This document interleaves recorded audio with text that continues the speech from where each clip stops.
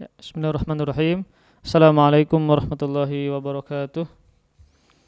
Innal hamdalillah nahmaduhu wa nasta'inuhu wa nastahdihi wa natubu ilaihi wa na'udzu billahi min syururi anfusina wa min sayyiati a'malina may yahdihillahu fala mudilla lahu wa may yudlil fala hadiyalah.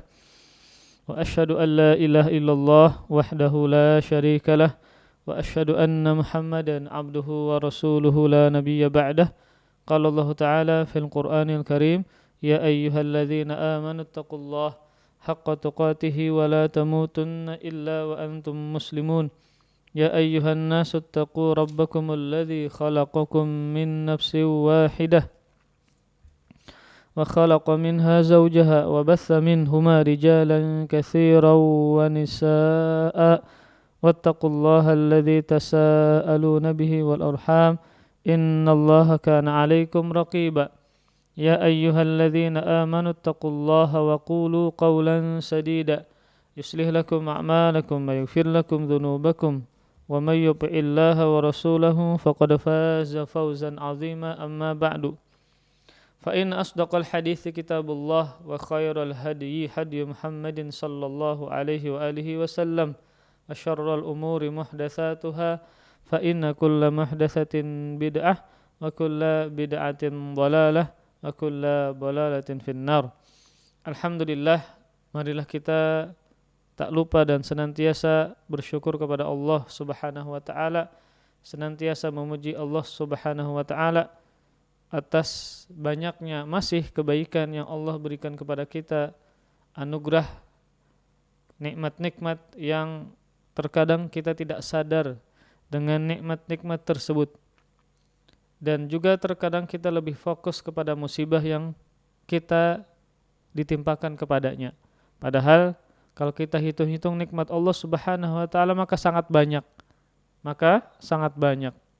Maka ketika seorang hamba suka mengingat musibah-musibah yang dia derita dan melupakan kenikmatan-kenikmatan Allah yang Allah berikan kepada dia, maka ini disebut dalam Al-Quran dengan istilah kanud. Innal insana lirabbihi lakanud. Kata Allah Subhanahu wa taala, sungguh manusia kepada Rabbnya kanud. Apa kanud? Yaitu orang-orang yang mengingkari kenikmatan. Dia suka mengingat-ingat musibah dan melupakan kenikmatan-kenikmatan yang Allah berikan kepada dia. Maka ini namanya kanud, yang tercela, ya. Orang yang tidak bersyukur kepada Allah Subhanahu wa taala. Maka jadilah orang yang syakur, pandai bersyukur, suka bersyukur kepada Allah Subhanahu wa taala. Kalau kita hitung antara musibah dan nikmat, lebih banyak mana? Musibah paling berapa? Bisa kita hitung. Namun nikmat Allah Subhanahu wa taala sangat banyak. Maka hendaklah kita sebagai seorang muslim yang syakur, hendaklah suka mengingat-ingat Allah Subhanahu wa taala dari nikmat-nikmatnya. Hendaklah kita senantiasa mengingat nikmat-nikmat Allah, kebaikan-kebaikan Allah yang masih Allah berikan kepada kita.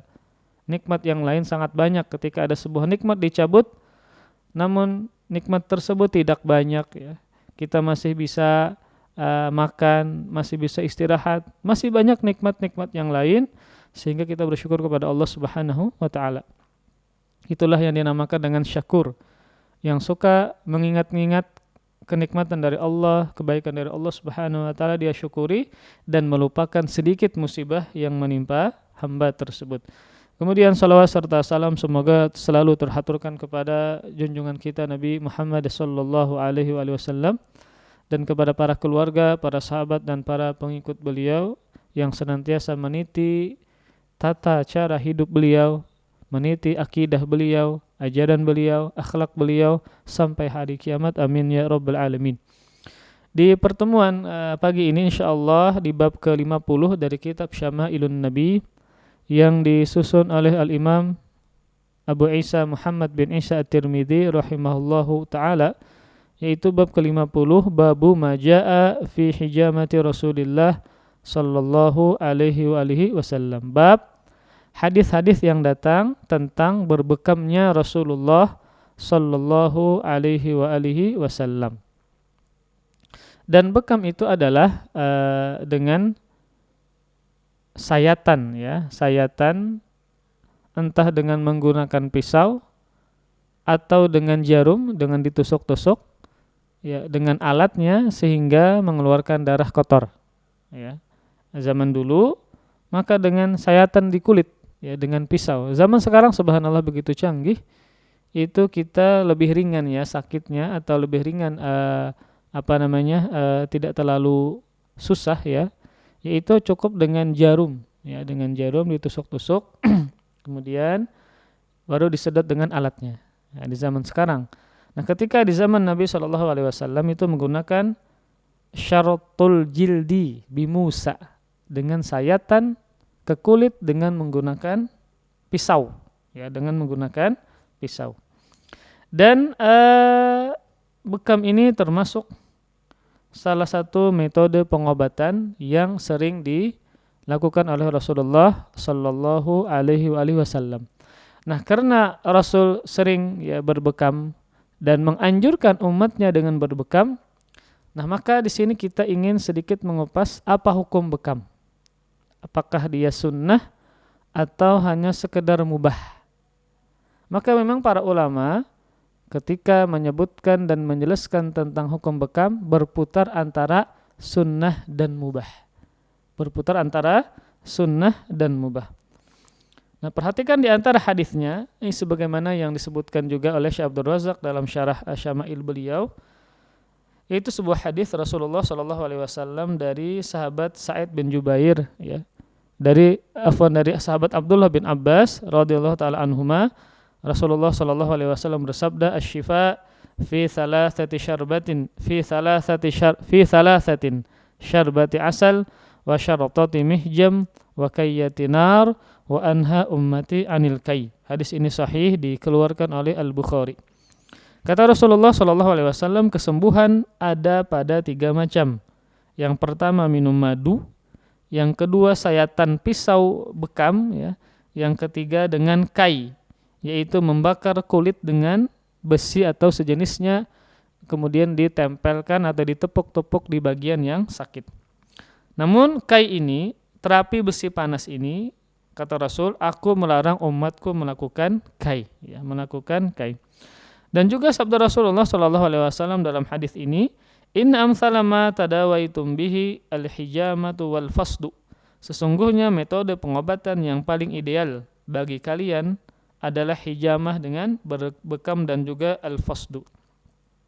Bahkan dalam riwayat yang lain ya, dari sahabat Abdullah bin Abbas radhiyallahu anhuma juga, maka Rasul ya setiap kali melewati sekumpulan malaikat ketika beliau mi'raj ya, dari Baitul Maqdis menuju ke langit-langit ya, ketika disyariatkannya salat. Nah, ketika Rasulullah SAW melewati sekumpulan para malaikat, maka para malaikat senantiasa berpesan kepada Rasulullah SAW agar apa? Membiasakan dirinya untuk berbekam. Jadi ketika Rasul bertemu dengan sekumpulan malaikat, maka malaikat tersebut berpesan agar Rasulullah SAW membiasakan dirinya dengan berbekam. Bahkan juga Rasul mengatakan, ya, Jibril memberitahuku ya, bahwa bekam merupakan pengobatan yang paling bermanfaat. Ya. Jadi sekumpulan para malaikat memberikan masukan atau wasiat atau menyarankan kepada Rasul agar berbekam. Bahkan Jibril pun juga mengatakan bekam adalah pengobatan yang paling bermanfaat untuk manusia. Nah, mengingat banyaknya hadis-hadis yang memotivasi kita untuk berbekam, maka apakah bekam itu adalah sunnah ya, yang kalau kita berbekam maka berpahala, ataukah hanya sekedar perbuatan yang mubah? Karena bekam adalah murni untuk dunia ya. Kalau kita sakit maka berbekam, manfaatnya apa? Untuk dunia kita, untuk kesembuhan kita. Tidak ada iming-iming pahala dari Rasul. Berbeda dengan sholat. Ya, sholat disebutkan pahalanya banyak, menggugurkan dosa. Kalau kita kerjakan memang mutlak dan murni adalah ibadah. Beda dengan bekam. Maka di sini para ulama berbeda pendapat, apakah dia mubah ataukah dia sunnah. Nah, di antara ulama yang mengatakan sunnah berbekam berbekam adalah sunnah jika diperlukan. Ya, jika diperlukan dia memiliki penyakit dan segala macamnya sehingga dia perlu untuk berbekam, maka hukumnya adalah sunnah. Nah, ketika dia berbekam, ya, kemudian dia memiliki penyakit, maka ketika pendapat ini mengatakan sunnah, maka aktivitas berobat itu bukan hanya sekedar untuk menyembuhkan saja, namun apa? Dalam rangka beribadah. Karena dia meyakini bahwa berbekam adalah sunnah. Nah, ini adalah pendapat dari ulama zaman sekarang, Syekh Abu Ishaq Al-Huwaini hafizahullah ta'ala. Beliau adalah ulama yang berada di Mesir, ya. Nah, beliau mengatakan bahwa hukumnya adalah sunnah jika diperlukan. Jika diperlukan, maka ketika seseorang berbekam, maka bukan hanya sekedar aktivitas berobat, namun beribadah kepada Allah Subhanahu wa ta'ala.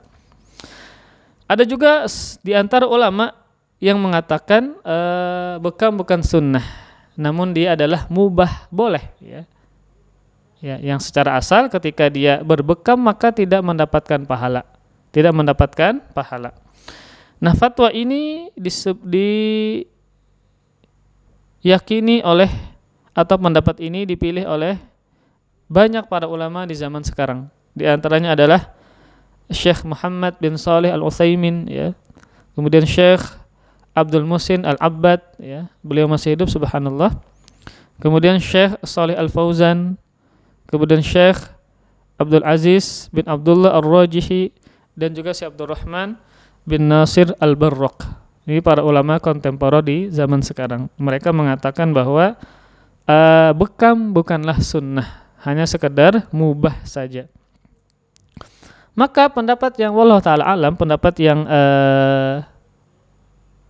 nampak, ya, bahwasanya hukumnya adalah mubah. Hukumnya adalah mubah dan bukan aktivitas ibadah atau sunnah. Jadi dari dua pendapat tersebut maka kita bisa simpulkan, nanti kita berikan alasannya, adalah hukumnya adalah mubah bukan sunnah. Kenapa demikian? Nah, kalau kita perhatikan hadis-hadis yang memotivasi kita untuk berbekam, maka hadis tersebut sifatnya adalah irsyadi, yaitu pesan arahan. Pesan arahan, bukan pesan perintah yang mengandung nilai ibadah. Apa pesan arahannya? Dan dia bukan pesan yang bernilai ibadah, karena di dalam bekam ada kesembuhan.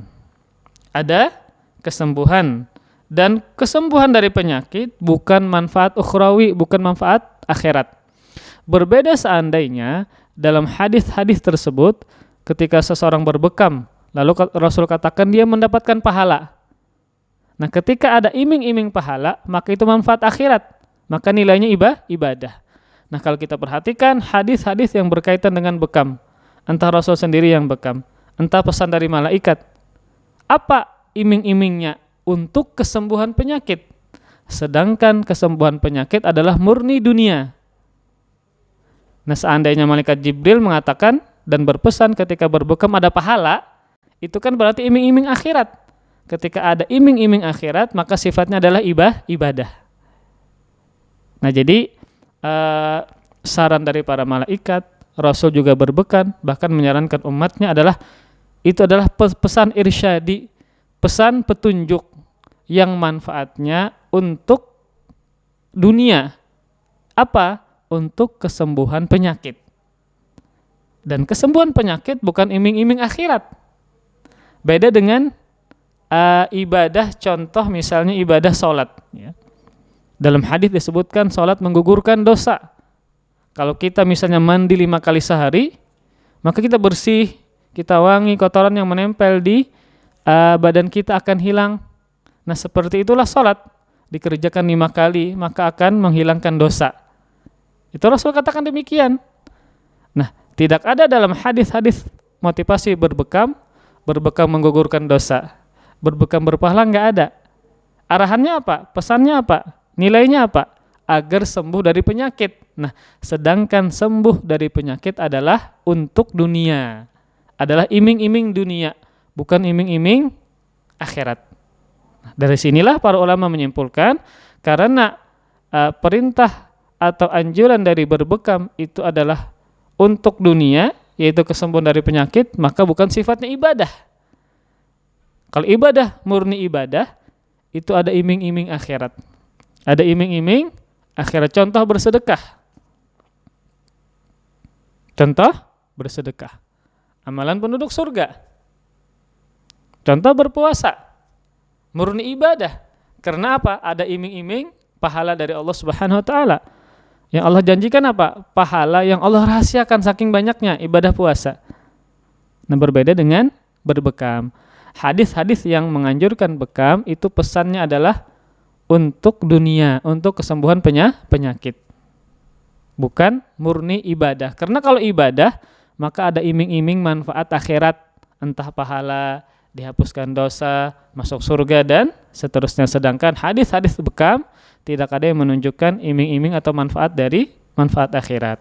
Maka kita simpulkan bahwa hukum berbekam adalah mubah, tidaklah sunnah. Namun, secara asal memang kita katakan bekam adalah mubah, namun ketika kita niatkan untuk akhirat, maka menjadi ibadah. Jadi, bekam itu sama seperti kita minum, sama seperti kita makan, berolahraga, yang hukum asalnya adalah mubah. Namun kalau pian makan, apa niat pian makan? Supaya tidak kelaparan ketika ngajar, ketika belajar, apalagi lama belajarnya. Nah, kenapa antum makan? Niat saya supaya saya kada kelaparan, jadi bisa fokus ketika belajar. Nah, ketika dia niatkan untuk menuntut ilmu agama agar bisa fokus dan tidak kelaparan, dia makan, maka menjadi berpahala.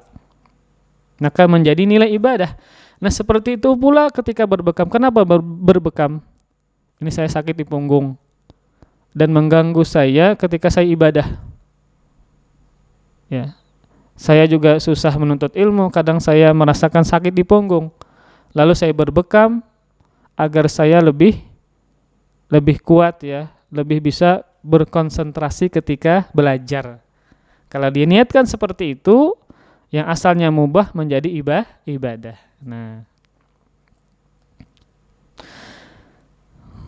jadi karena secara asal tadi kita sebutkan berbekam adalah perkara mubah, maka berlaku pula aturan mubah, yaitu ketika kita niatkan untuk ibadah maka menjadi berpahala. Kenapa? Karena faktor niat ya, ingat karena faktor niat. Makanya Syekh Profesor Dr. Sulaiman Ar-Ruhaili yang mana beliau sering datang ke Indonesia memberikan daurahnya, kajiannya, hafizahullah ta'ala, beliau memberikan keterangan tentang bekam ini. Kata beliau, wa amma hiya laisat amrul ibadah wal amrul waridu fiha hiya amrul irsyad. Wa ma'na amril irsyad anna maslahatan fiha dunyawiyatun wa laisat ta'abbudiyatan. Idil hijama min haitsu hiya laisat ibadatan wal maslahatu fiha dunyawiyah sihhatul jasad. Kata Syekh Sulaiman Ar-Ruhaili hafizahullah ta'ala mengatakan, berbekam tidaklah termasuk perkara ibadah. Beliau juga berpendapat bahwa bekam bukan sunnah, bukan ibadah. Nah, perintah yang terdapat dalam hadis adalah pesan irsyad, pesan arahan. Apa yang dimaksud dengan pesan arahan? Yaitu yang manfaat yang terkandung dalam bekam adalah manfaat dunia. Apa itu? Yaitu untuk kesembuhan, ya. Jadi manfaat yang terkandung dalam bekam adalah manfaat dunia, bukan manfaat berupa ibadah. Apa manfaat ibadah? Pahala, dijauhkan dari siksa api neraka. Contoh sedekah. Ya. Rasul mengatakan, ittaqun nar walau bisyiqqi tamrah. Jauhilah siksa api neraka sekalipun dengan bersedekah dengan sebelah kurma. Itu kan ibadah. Manfaatnya apa? Akhirat. Apa dia? Menjauhkan dari siksa api neraka. Maka sedekah adalah ibadah. Kenapa? Karena manfaatnya adalah akhirat. Nah, berbeda dengan bekam. Manfaatnya dunia. Tidak disebutkan ada manfaat akhirat seperti pahala, dijauhkan dari neraka atau didekatkan dari surga, tidak ada manfaat demikian.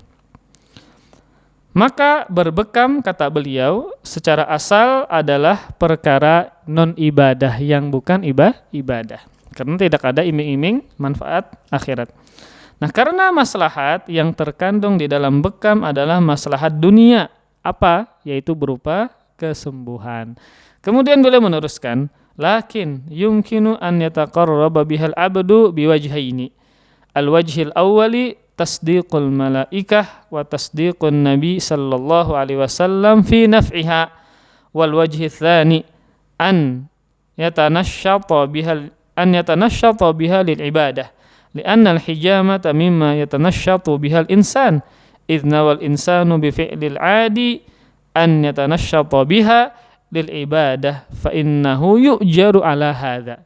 Kemudian beliau memberikan solusi yang asalnya mubah menjadi pahala. Kata beliau, namun berbekam bisa bernilai ibadah melalui dua cara. Yang pertama adalah membenarkan pesan malaikat dan Nabi sallallahu alaihi wasallam tentang manfaat bekam. Bukankah malaikat Jibril malah berpesan bekam adalah yang kesembuhan atau metode pengobatan yang paling bermanfaat untuk manusia. Rasul pun juga mengatakan demikian. Nah, kita benarkan perkataan-perkataan malaikat Jibril dan Nabi sallallahu alaihi wasallam, maka dapat pahala. Maka mendapatkan pahala, ya. Nah, kemudian jadi tadi disebutkan bahwa kalau yang asalnya adalah mubah menjadi ibadah bisa dengan dua cara. Yang pertama adalah dengan kita membenarkan pesan dari malaikat dan juga Nabi Shallallahu Alaihi Wasallam manfaat dari bekam untuk manusia. Kita yakini kebenarannya bahwa berbekam memiliki manfaat yang baik, yang bagus untuk kesembuhan manusia. Karena Rasul yang mengatakan demikian dan juga malaikat Jibril juga mengatakan demikian. Nah, dengan membenarkan perkataan mereka maka kita mendapatkan pahala. Nah, kemudian cara yang kedua, diniatkan agar fisik menjadi kuat, menjadi berenergik ya dalam melakukan ibadah. Jika seseorang meniatkan amalan mubah untuk menguatkan fisiknya, untuk lebih semangat melakukan ibadah, maka menjadi bernilai pahala. Maka kalau kita ingin berbekam, kalau ingin dapat pahala, satu, kita benarkan perkataan Rasulullah dan juga para malaikat Jibril bahwa di bekam ada kesembuhan. Ada kesembuhan. Kita benarkan maka dapat pahala. Kemudian yang kedua, kita niatkan agar fisik kita menjadi kuat. Ketika sembuh kita menjadi lebih bersemangat. Untuk apa tujuannya? Kadang kan kenapa pian berbekam? Supaya sehat main bola. Nah, itu kan niatnya untuk perbuatan yang mubah, tidak berpahala. Ya. Kenapa berbekam? Supaya saya kuat duduk ketika memancing. Nah, ini juga bukan perkara ibadah. Ketika ditanya untuk apa berbekam, supaya saya lebih segar, ya, lebih fresh, fisik saya lebih kuat, sehingga saya bisa duduk lama-lama untuk belajar, untuk baca Quran, untuk membantu orang donasi, ya, Insya Allah ya. Maka ini menjadi pahala. Ketika dia niatkan agar fisiknya lebih kuat untuk bisa membantu orang, untuk beribadah, maka menjadi bernilai pahala. Nah, maka kita bisa simpulkan bahwa hukum berbekam adalah mubah, ya, tidaklah sunnah.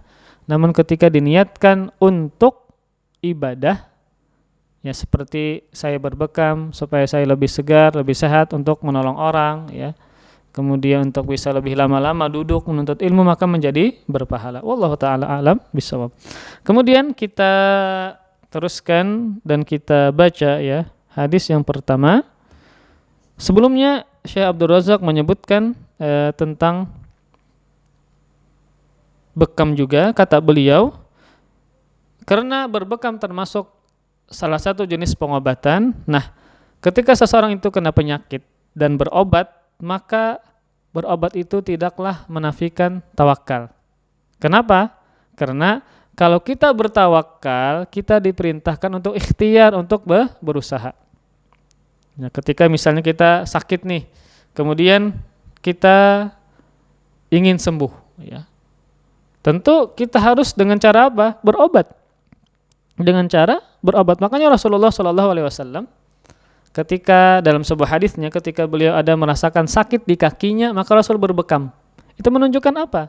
Rasul pun ketika kena penyakit, maka Rasul berusaha menyembuhkan dengan berbekam ataupun yang lainnya. Makanya Rasulullah SAW dalam sebuah hadisnya, hadis yang diriwayatkan oleh Ibnu Majah, Rasulullah SAW bersabda, "Tadawaw ibadallah, fa innallaha subhanahu lam yadha' da'an illa wada'a ma'ahu shifa illa al-haram." Kata Rasulullah SAW memerintahkan, berobatlah wahai hamba-hamba Allah Subhanahu wa taala. Maka sungguh Allah Subhanahu wa taala tidaklah meletakkan penyakit kecuali Allah juga meletakkan obat bersamanya. Kecuali al-haram, yaitu tua.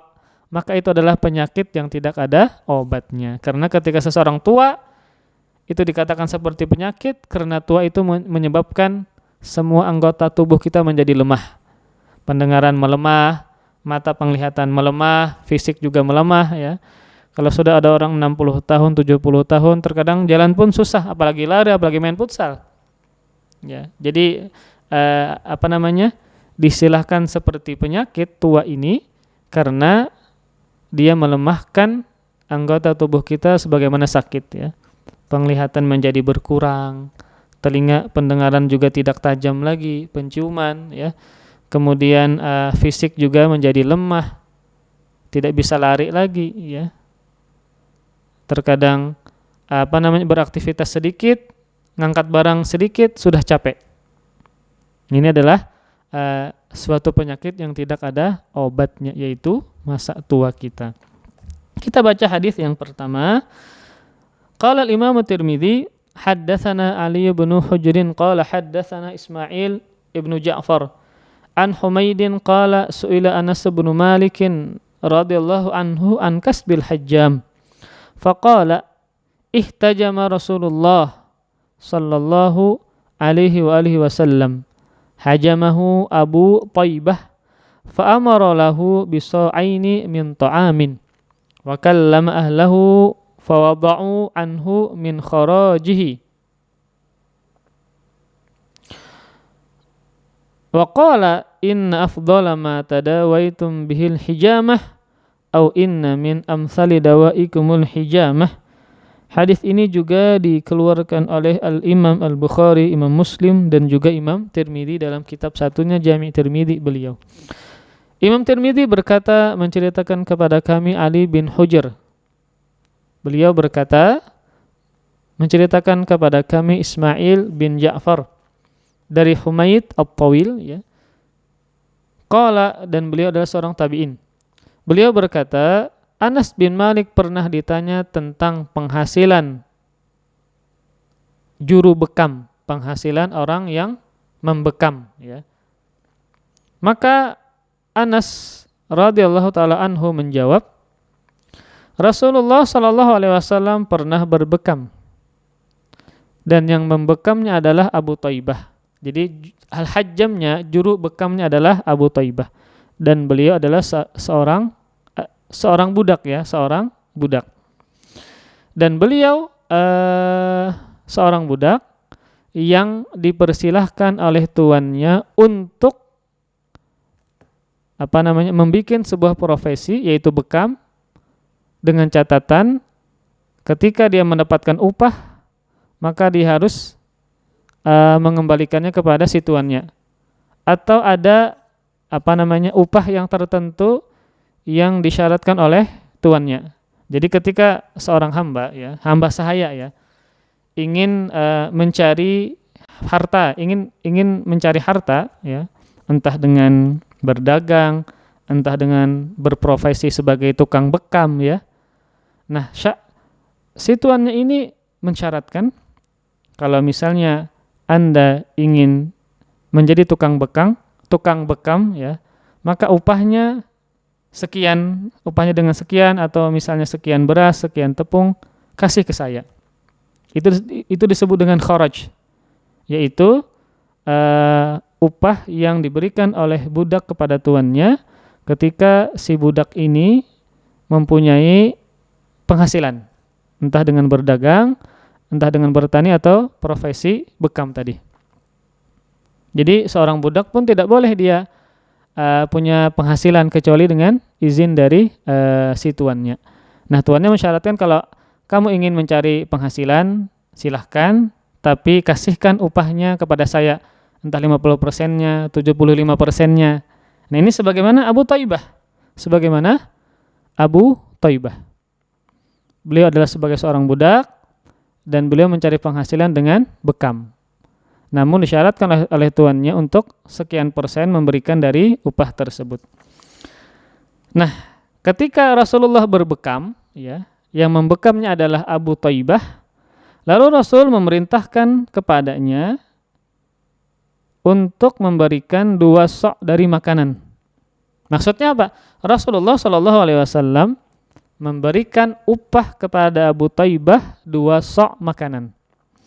Nah, 1 sok itu 4 mud. 4 mud. Maka 2 sok berarti berapa? 8 mud. Ya, 8 mud. Nah, maksudnya apa? Seandainya upah dari bekam itu haram, maka tidak mungkin Rasulullah memberikan upah itu kepada Abu Thaibah. Kan di sini Anas bin Malik ditanya tentang penghasilan juru bekam atau tukang bekam. Itu menunjukkan apa? Halalnya penghasilan dari bekam.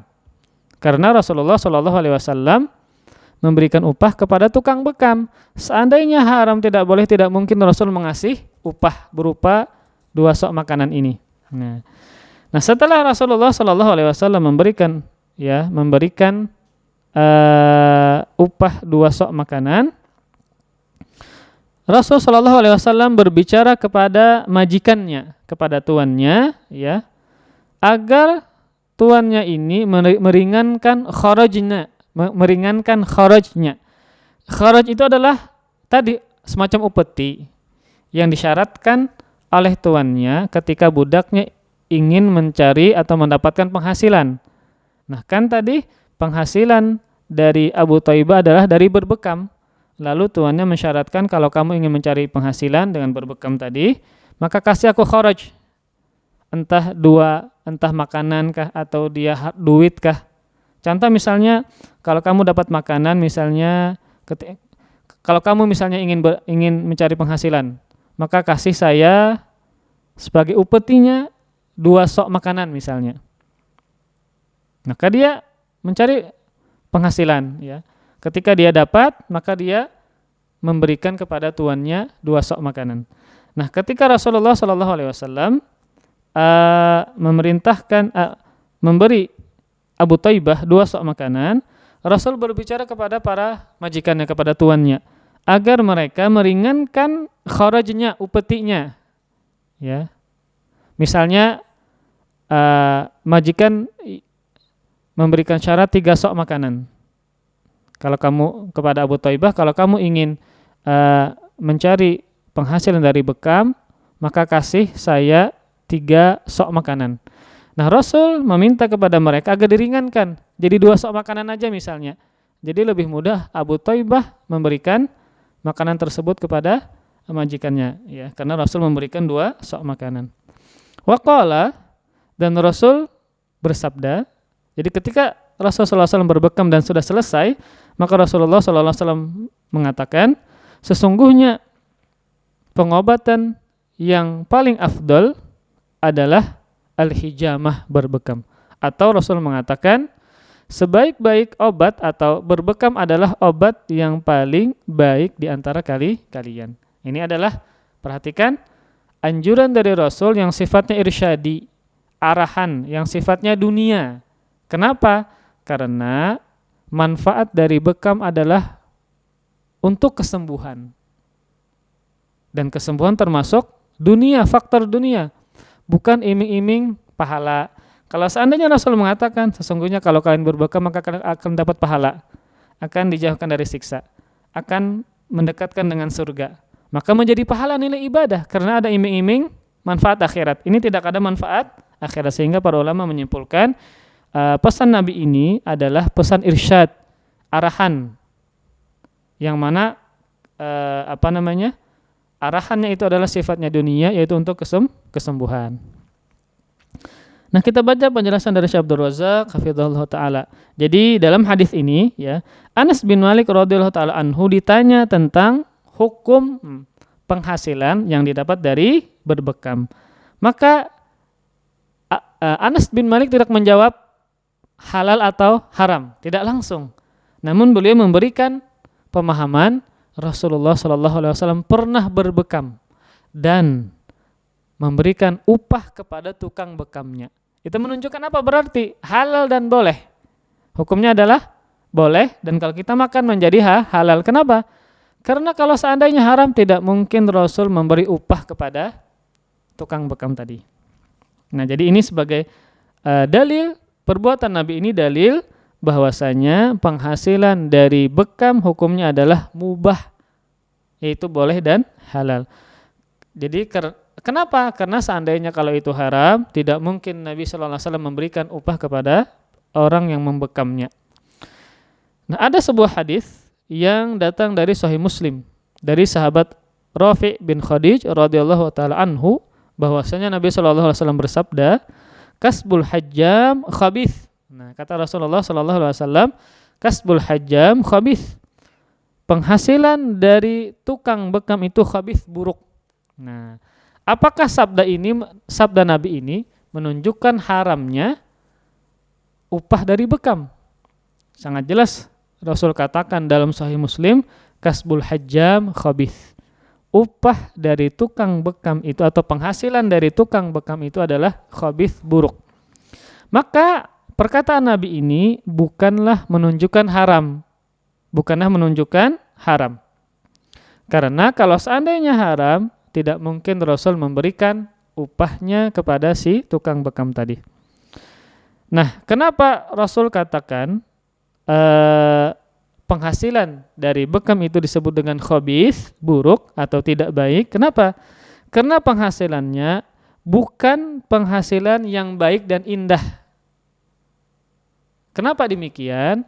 Karena di zaman Nabi SAW, para sahabat menilai penghasilan dari bekam adalah penghasilan yang tidak baik, yang rendah.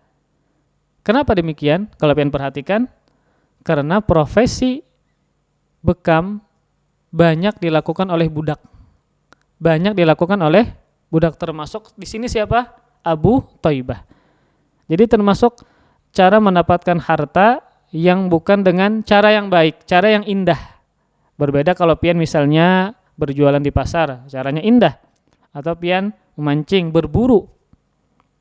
Bukankah Rasul pernah mengatakan, sebaik-baik penghasilan yang kalian dapatkan adalah dengan hasil tangan kalian sendiri. Contoh, dia berburu kijang, berburu kambing, ayam di hutan, kemudian dengan tangannya dia bawa ke pasar, kemudian dia jual.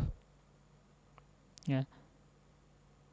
Kemudian dia misalnya memancing, dia jual ikannya. Ya. Atau dia dengan mencari kayu bakar, dengan tangannya dia tebang pohonnya, kemudian dia jual. Nah, itu adalah dengan cara yang baik. Afdal, Rasul katakan demikian, ya. Mencari penghasilan dengan cara yang baik, yaitu dengan tangan kita sendiri.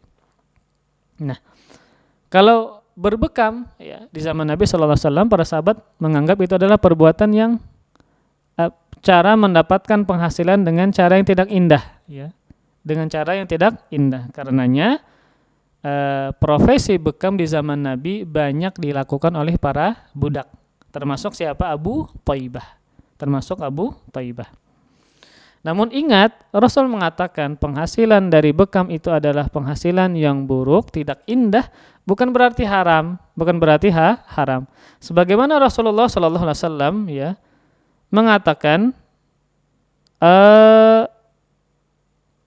bawang itu termasuk pohon yang khabith. Sebagaimana ungkapan bahwa saum, bawang putih, dan basal itu bawang merah adalah syajaratani khabithatan, adalah pohon yang buruk. Kenapa? Karena kalau dimakan ya itu menimbulkan bau. Apakah dia haram? Maka jawabannya tidak. Ya. Bahkan Rasulullah pernah mengatakan kalau seandainya Rasul mengatakan kalian janganlah mendekat masjid ini ketika apa? Kalian memakan 2 pohon ini. Rasul mengatakan dia adalah bawang. Karena ketika seseorang makan bawang maka mengeluarkan aroma yang tidak baik. Ya. Bau kada nyaman bahasa kitanya.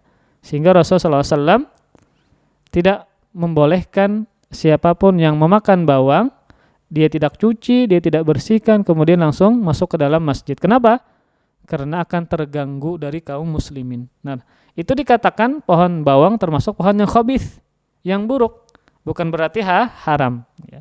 Bukan berarti haram, boleh kita memakan bawang, bahkan bermanfaat untuk medis kesehatan. Ya. Jadi kita simpulkan bahwa secara asal bekam tadi hukumnya adalah mubah, namun ketika kita meniatkan untuk ibadah maka menjadi berpahala. Kemudian apakah penghasilan bekam hukumnya halal? Maka jawabannya adalah boleh. Nah, di antara para ulama juga mengatakan maksud dari hadis Rasul, perkataan Rasul, penghasilan dari tukang bekam itu adalah buruk, maksudnya adalah tanzih. Hukumnya apa? Makruh tanzih. Bukan makruh tahrim, tapi makruh yang sebaiknya dihindari. Nah, kemudian Rasul di sini mengatakan, sahabat Anas bin Malik mengatakan, dan Rasulullah SAW berbicara kepada majikannya agar majikannya meringankan untuk Abu Thaibah kharajnya. Kharaj itu adalah ma ya'udu minal abdi limalikihi bihaitsu ya'dzanu lahu malikuhu an ya'mala fi mihnatin aw sun'atin aw tijaratin aw nahwiha bi syarti an yu'tiyahu mablaghan muayyanan kulla syahrin aw kulla usbu' aw nahwa dzalik. Fakallama an-nabiy sallallahu alaihi wasallam ahlahu an yukhaffifu anhu minal kharaj alladhi alaihi. Kharaj adalah sesuatu yang dikembalikan oleh budak kepada majikannya. Kenapa? Karena majikannya mengizinkan untuknya bekerja dalam sebuah profesi kah, atau bikinan tangan kah, atau berdagang kah, atau yang lainnya. Ketika si majikannya mengizinkan dia mendapatkan penghasilan, namun majikannya memberikan syarat agar si budaknya memberikan untuknya sejumlah harta, ya, harta yang tertentu. Entah dia si budak ini memberikan tuannya per bulan ataupun per minggu ataupun per hari. Jadi ketika si budak ya ingin bekerja, kata si majikannya, silahkan kamu bekerja, namun kamu harus memberikan kepadaku sejumlah uang. Misalnya tiap bulannya 10 dinar. Nah di sini Rasulullah SAW meminta kepada majikannya agar meringankan upahnya tadi, ya, sehingga tidak berat bagi si Abu Thaibah ini. Kemudian di akhir hadis Rasul mengatakan bahwasanya pengobatan yang paling afdol atau pengobatan yang paling baik adalah dengan berbekam. Di sini menjelaskan bahwa inilah keutamaan dari berbekam, yaitu penyaksian dari Rasul SAW bahwa berbekam adalah pengobatan yang paling afdal dan pengobatan yang paling bagus. Kemudian kalau seandainya kita ingin membicarakan tentang manfaat bekam yang lebih luas lagi, ya, maka silahkan kita baca kitab At-Tibbun Nabawi. Ya, ini adalah kitab yang diringkas dari kitab Zadul Ma'ad karangan Al-Imam Ibnul Qayyim. Di situ panjang lebar ya tentang manfaat dari berbekam, ya, keutamaannya, titik-titiknya, waktu-waktunya, dan apa yang berkaitan dengan berbekam secara rinci. Nah, karena berbekam manfaatnya sangat banyak. Medis sekarang pun juga menyatakan demikian. Entah misalnya pian sakit kepala, ya, nyeri otot, nyeri di punggung, untuk melancarkan peredaran darah. Kemudian rematik, asam urat, subhanallah. Sangat banyak penyakit yang bisa disembuhkan atau diringankan dengan berbekam. Ya. Nah, kalau kita ingin membahas secara panjang lebar, waktu-waktunya, titik-titiknya, maka disebutkan oleh salah satu ulama, yaitu Al-Allamah Ibnul Qayyim dalam kitabnya At-Tibbun Nabawi. Nah, kemudian ada sedikit faedah lagi tentang hadis yang kita baca tadi.